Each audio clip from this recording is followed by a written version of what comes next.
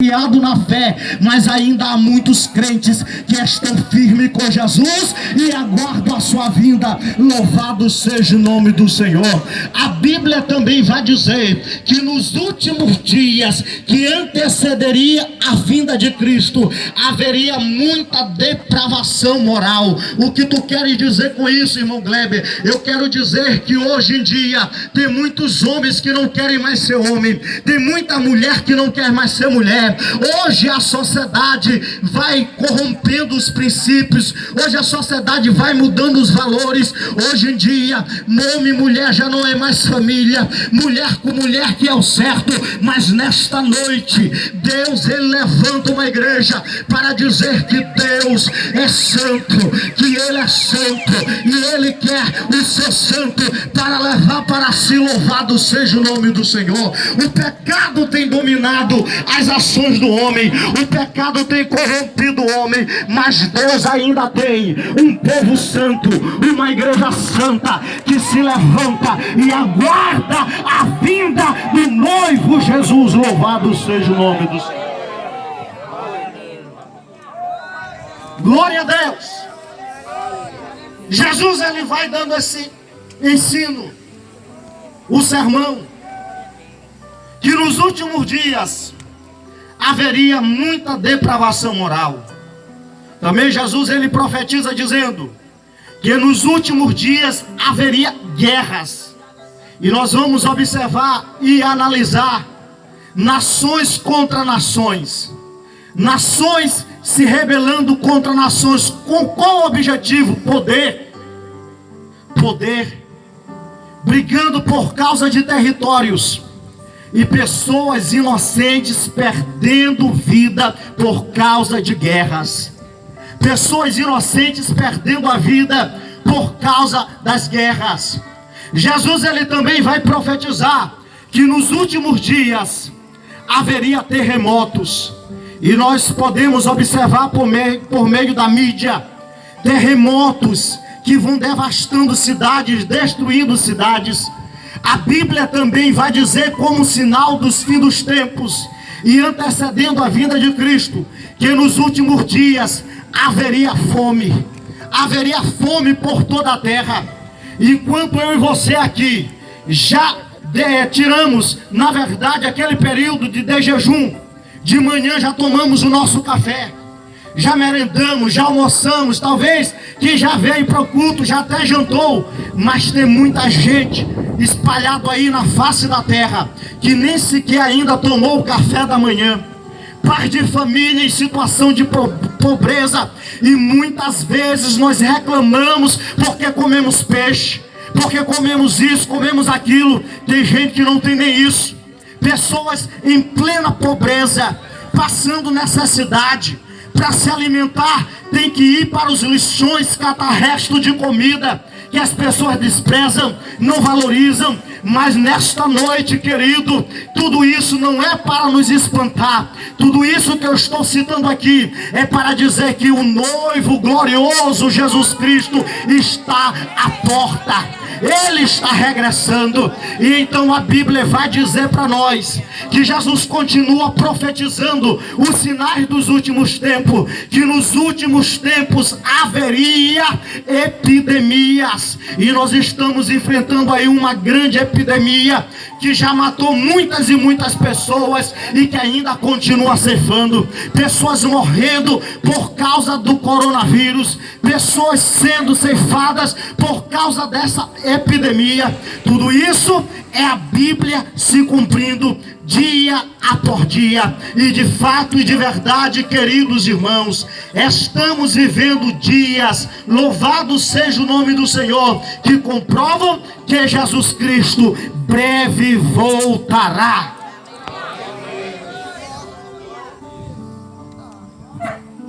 Não para por aí.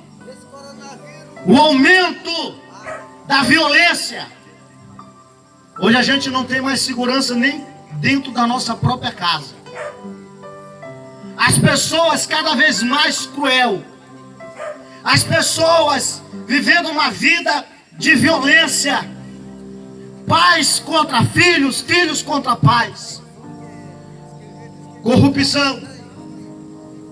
nós podemos observar infidelidade, preconceito, desrespeito, tristeza, desânimo, medo. Tudo isso está acontecendo diante dos nossos olhos. Este mundo que vivemos está indo de mal a pior, mas a palavra de Deus, queridos irmãos, ela está se cumprindo. Aquilo que foi escrito na Bíblia Sagrada, ela está se cumprindo. Jesus já diz em Marcos, capítulo de número 13, versículo de número 31. Jesus, ele diz: os céus e a terra passarão, mas as minhas palavras não passarão. Jesus, ele prometeu à sua igreja que ele vai voltar. E então tenha por certeza que ele voltará, porque a Bíblia diz que Deus não é homem para que minta, e nem filho do homem para que se arrependa. O homem pode prometer e não cumprir, mas aquilo que Deus promete, ele cumpre, porque ele é fiel para com a sua palavra. Louvado seja o nome do Senhor. Em Atos dos Apóstolos, querido, os discípulos estavam lá. Louvado seja o nome do Senhor. Atos capítulo de número 1, verso de número 10 a 11. Os discípulos estavam olhando para o céu.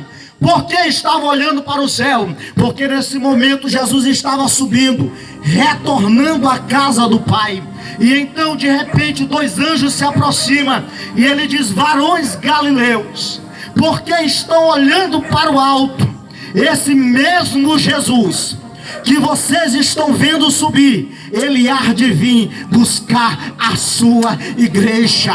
O que eu quero dizer com isso? Jesus prometeu, os discípulos reafirmaram a promessa da vinda de Cristo. Louvado seja o nome do Senhor. E essa palavra sobre o retorno de Cristo para buscar a sua igreja, ela foi deixada com uma finalidade. Irmão Gleb, qual foi essa finalidade? Porque Cristo deixou na sua palavra que ele retornaria. A finalidade, o propósito pelo qual Cristo, ele deixou a sua igreja, a palavra do seu retorno para buscar a igreja, foi tão somente para consolar a sua igreja.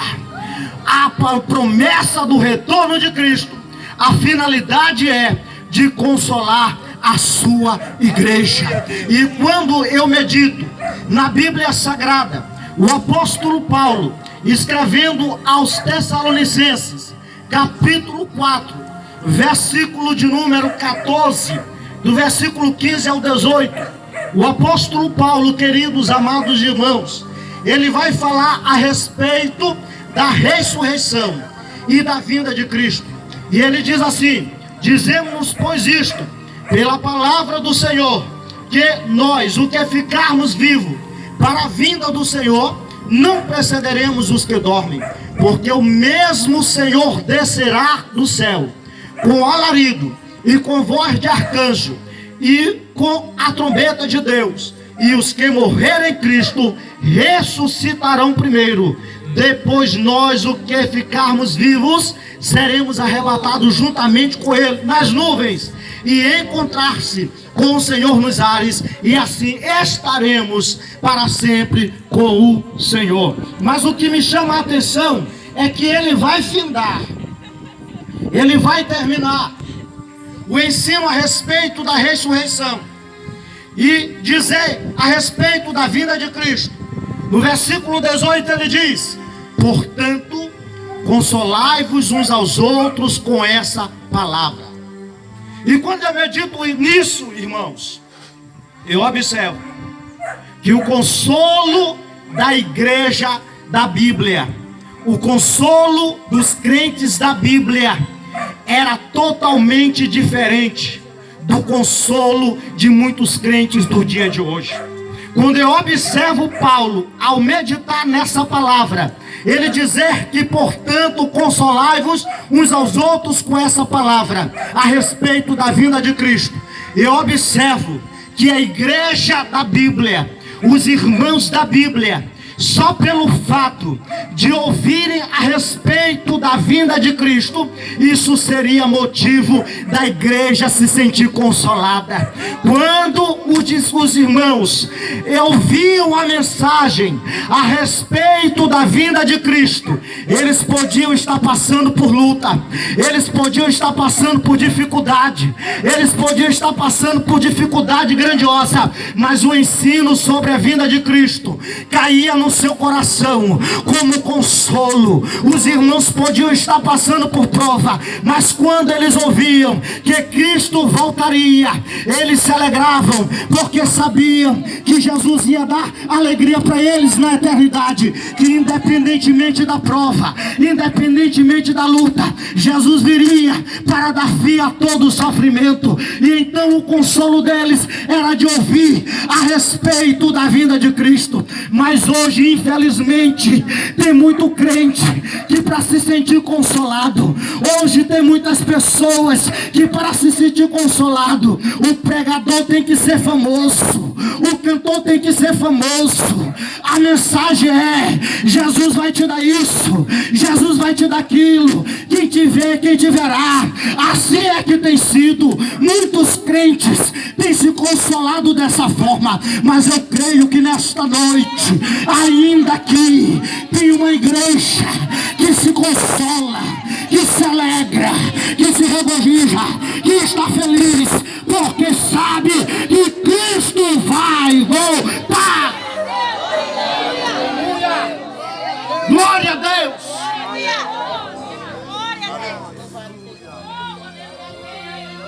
Não tem cantor famoso, não tem pregador famoso, mas tem a mensagem a respeito da vinda de Cristo. Eu não sei como você chegou aqui, mas eu quero dizer: Ele vem, Ele vem, Cristo vai voltar, Ele vai voltar, Ele vai vir e vai levar a sua noiva.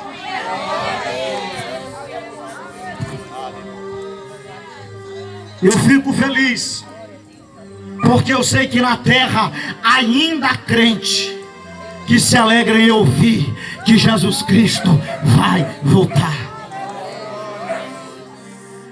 Jesus, ele dá continuidade ao sermão.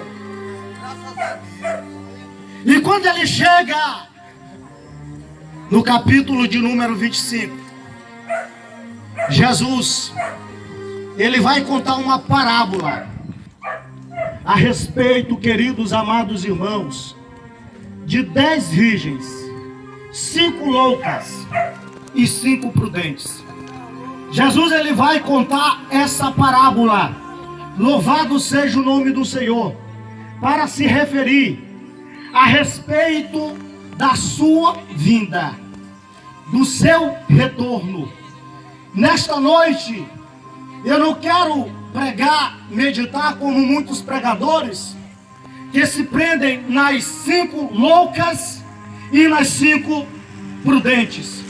Não, nesta noite eu quero falar a respeito do noivo desta parábola e também da noiva que aguardava o noivo para se casar com ele. O noivo desta parábola representa Cristo, o noivo glorioso. E a noiva desta parábola representa a igreja, a eleita do Cordeiro. Eu não quero pregar a respeito de 10 virgens, mas eu quero pregar a respeito do noivo e da noiva. Louvado seja o nome do Senhor. E para nós entendermos essa parábola, nós precisamos recorrer ao contexto histórico, ir para o costume judaico e entender como era que funcionava um casamento judaico, de que forma se dava um casamento judaico.